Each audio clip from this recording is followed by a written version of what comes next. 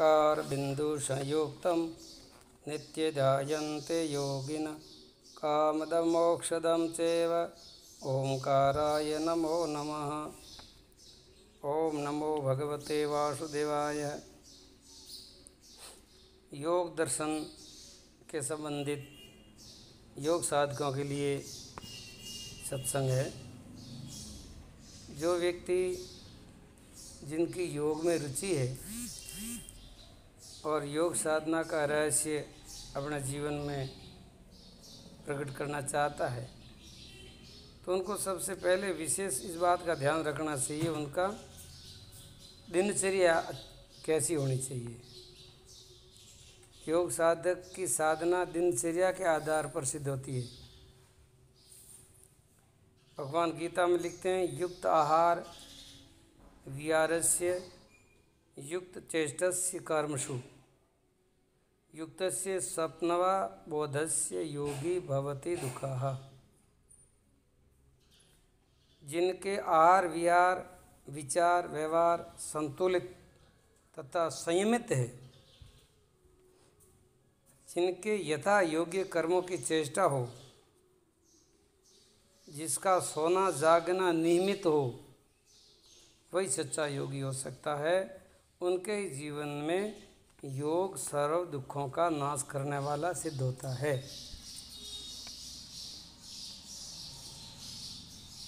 ये विशेष बात है अपने जीवन में। जिनकी जिब्या बस में नहीं है वो तो योगी हो ही नहीं सकता, और जिसकी लंगोट बस में नहीं है तो वो योगी हो ही नहीं सकता। इसलिए दो बातों का पक्का ध्यान रखना चाहिए, ठीक है। कर जिबिया लंगोटड़ी ए तीनों वस रख, निर्भय रहो संसार में वैरी मारो झक। तो योगी को सबसे पहले अपने आहार विहार पर विचार करना चाहिए। भोजन सात्विक हो, सुपाच्य हो, जिसमें मिर्च मिचाला वगैरह बहुत कम हो, तली हुई वस्तुएं न हो, गरिष्ठ भोजन न हो, बाजारी वस्तु न हो। योग साधक को विशेष करके सात्विक भोजन में दूध चावल खिचड़ी सब्जी फुल्का रोटी वगैरह, वो भी हल्का भोजन। ऐसा नहीं है कि ठूस ठूस करके पेट को भर दें, फिर श्वास लेने की भी अंदर जगह नहीं रही, पानी की भी जगह नहीं रही। वो भोजन सात्विक होते हुए भी तामसी हो जाता है। युक्त आहार का मतलब क्या होता है? पेट को आधा खाली रखो। आधा पेट भोजन करते हो तो आधा पेट खाली रखो, फिर जो आधा खाली पेट है वो आधा पेट श्वास लेने के लिए और आधा जो खाली पेट हो जल के लिए, पानी के लिए। तो फिर उन भोजन का सुपाच्य होता है, सही ढंग से वो भोजन पचता है, नई ऊर्जा देता है, जीवन को हल्का रखता है। ज़्यादा खाने वाले की बुद्धि तामसी होती है, ज़्यादा खाने वाले का शरीर भी तामसी हो जाता है, उस जड़ता से भर जाता है शरीर। उनके जीवन में आलस्य परमा ज़्यादा रहेगा। इसलिए सात्विक भोजन के साथ में आप साधना करोगे ना तो बहुत ही वो लाभकारी होगा। सात्विक भोजन हो, चिकना से भरा हुआ हो, मूंग दाल चावल सब्जी घिया पपीता दूध वगैरह, ये सब स्वास्थ्यवर्धक सात्विक भोजन है। अब योग साधक को रात को जल्दी सोना चाहिए और प्रातः काल जल्दी उठ जाना चाहिए। रात को लगभग 9 बजे सो जाओ, लास्ट में 10 बजे तक सो जाओ और सवेरे 4 बजे उठ जाओ। 6 घंटा हो गया। योगी के योग साधना के लिए 6 घंटा नींद बहुत है। ज़्यादा जागना भी योग साधना में बाधा है और ज़्यादा सोना भी योग साधना में बाधा है। दिन को तो बिल्कुल सोना ही नहीं चाहिए योग साधक को। नियम की बात करता हूँ।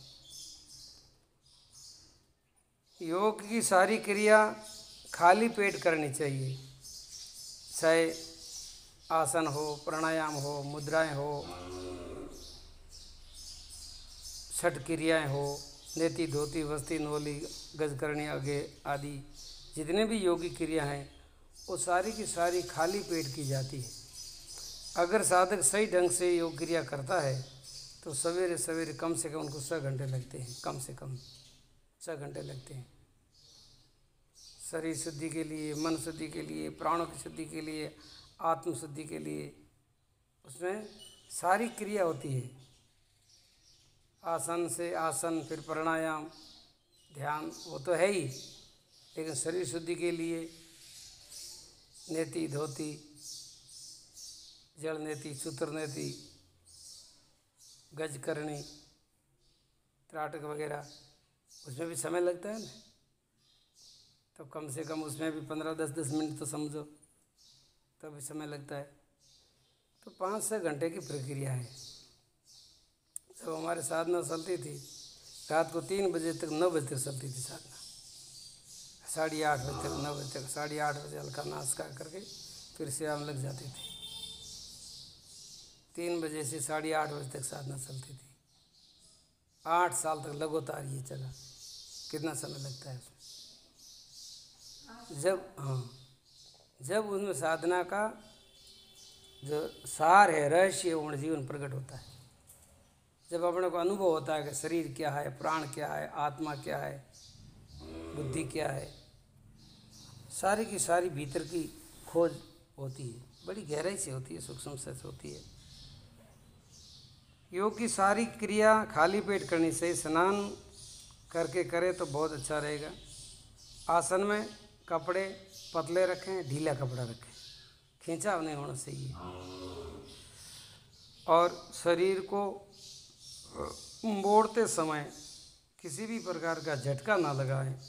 आस्ते आस्ते धीरे धीरे उस शरीर को मोड़े तो कुछ समय लगने के बाद में वो शरीर की सारी क्रिया अपने आप सही ढंग से होने शुरू हो जाएगी। उसमें ज़्यादा उतावड़ काम नहीं आएगी। ज़्यादा जल्दी करोगे तो नुकसान हो सकता है। और ख़ास बात ये भी है, योग की सारी जो क्रिया हैं लगभग योगी गुरु के सानिध्य में ही करनी चाहिए, ताकि हमारी कोई भूल भी ना हो, और कोई अगर भूल हो ही जाती है तो उनका सुधार हो जाता है। हमेशा अच्छे विचार रखें, अच्छी भावना रखें, अच्छे लोगों की बैठक रखें, सत्संग में भाग लेते रहें, स्वाध्याय करते रहें। योग साधक को विशेष करके योग दर्शन आदि योग विषयक जो उपनिषद है उनका ही पठन पाठन करना चाहिए, ताकि अपनी बुद्धि अपने लक्ष्य से ना भटके। अनेक प्रकार के शास्त्र पढ़ने से, अनेक प्रकार के सिद्धांतों को सुनने से बुद्धि विचलित हो जाती है और अपने लक्ष्य से भटक जाती है। साधना का स्थान साफ हो, शोरगुल बिल्कुल ना हो, शांत वातावरण हो, प्राकृतिक पवित्रता हो। आसन करने के बाद तुरंत स्नान ना करें। अगर स्नान से पहले आसन करते हैं तो आसन करके जल्दी स्नान न करें, कम से कम आधा घंटा बाद में करें। तो शरीर में पसीना हुआ होता है या शरीर गर्म होता है, एकदम जो स्नान करते हैं तो उसमें नुकसान हो जाता है। स्नान तथा पूजा पाठ के बाद हल्का आहार अवश्य लें। योग साधना करने के बाद में, पूजा पाठ करने के बाद में, प्राणायाम वगैरह सब करने के बाद में सवेरे का जो नाश्ता है वो हल्का नाश्ता लें, थोड़ा अवश्य लें। ज़्यादा देर तक भूखा रहना भी ठीक नहीं है और ज़्यादा खाना भी ठीक नहीं है। युक्त आहार का मतलब ये होता है बिल्कुल भूखा ही नहीं रहना और ज़्यादा भी नहीं खाना। भोजन खूब चबा चबा करके करें। आधा पेट खाली रखें, ताकि आधा पेट श्वास लेने के लिए और आधा पेट पानी के लिए जगह रखें। और भोजन के कम से कम 1 घंटा बाद में पानी पिए, और भोजन करने से पहले 1 घंटा पौन घंटा पहले पानी पी लें। तुरंत पानी पी करके भोजन नहीं करना चाहिए, और भोजन करके तुरंत पानी भी नहीं पीना चाहिए। भोजन करके 10-15 मिनट आप लेट सकते हो, ये जो बायां हाथ दबा करके, यहाँ बायां भाग दबा करके ऐसे सो सकते हो। इस बायां भाग दबाने से क्या होता है, जो हमारा बायां भाग है वो चंद्र का भाग है, दाहिना भाग है वो सूर्य का भाग है। जब हम बाईं ओर कुर्सी लेकर के सोते हैं तो चंद्रमा का प्रभाव थोड़ा कम हो जाता है और सूर्य का तेज होता है। सूर्य का प्रभाव तेज होने से भोजन जल्दी पचता है, जठराग्नि थोड़ी तेज हो जाती है। तो ये छोटी छोटी बातों का ध्यान रखना बहुत अनिवार्य है। योग क्रिया सवेरे तथा प्रातः काल करें। योग क्रिया वैसे दोनों समय करनी चाहिए, शाम और सुबह। शाम को भी भोजन से पहले और सवेरे भी खाली पेट। शाम को भी भोजन से पहले ये सारी क्रिया कर सके तो अति उत्तम। अगर समय का अभाव है तो कम से कम शाम को प्राणायाम और ध्यान अवश्य करें। कम से कम 1 घंटा प्राणायाम और कम से कम 1 घंटा ध्यान। शास्त्रों योग दर्शन में लिखा है उत्तम ध्यान 3 घंटों का होता है। उत्तम साधक के लिए उत्तम ध्यान है वो 3 घंटों का होता है। एक ही आसन में स्थिर भाव से बैठने का अभ्यास करें 3 घंटों का। उसके अंदर आपको क्या अनुभव होता है, क्या क्या भीतर का परिवर्तन होता है, क्या विकास होता है, जब आपको पता चलेगा। आप 10-15 मिनट भी नहीं बैठते, आधा घंटा नहीं बैठते, उसमें क्या अनुभव होगा। केवल शरीर को मोड़ने से कुछ नहीं होगा, भीतर के सारे योग का जो प्रभाव है पूरे एक एक अंग के अंदर उनका विकास होना चाहिए। भीतर आत्मा की तरफ जाना है। आत्मा भी तो भीतर ही तो है, बाहर थोड़ी है। तो इसलिए हमेशा के लिए कम से कम उत्तम अधिकारी के लिए 3 घंटों का ध्यान है, मध्यम अधिकारी के लिए 2 घंटों का ध्यान है और कम से कम 1 घंटा तो ध्यान आपको करना ही है। जब आपको भीतर का दिव्य दर्शन, दिव्य श्रवणनाद, दिव्य सुगंध, दिव्य स्पर्श, दिव्य रस आदि प्रकट होंगे, जब आपको योग में पक्का विश्वास होगा। योग प्रत्यक्ष प्रमाण है, योग कोई काल्पनिक वस्तु नहीं है, योग जीवन का विज्ञान है। हमारे ऋषियों मुनियों ने बहुत लंबे समय तक इसका तप करके, योग करके, साधना करके, इनका प्रत्यक्ष अनुभव करके फिर बाद में संसार को दिया है।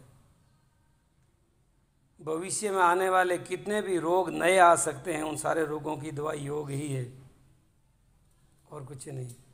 योग के द्वारा आपके शारीरिक, मानसिक, बुद्धिबल और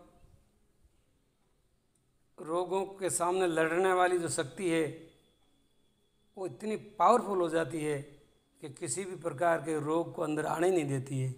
न अगर कोई आ भी जाता है तो जल्दी वो भगा देती है, दवाई की जरूरत नहीं पड़ती। इसलिए योग साधक को इन दिनचर्या का पूरा ध्यान रखना चाहिए। कल आपके सामने कुछ बात रखेंगे, योग साधना में आने वाली बाधाएं दूर करने के लिए कुछ सावधानियां। योग में बाधा भी आती है तो उन बाधाओं को दूर करने के लिए योगी को विशेष करके सावधानी रखनी पड़ती है। सावधानी युक्त योग साधना की जाती है तो योग की सिद्धि प्राप्त होती है। बोलिए सच्चिदानंद भगवान की जय हो।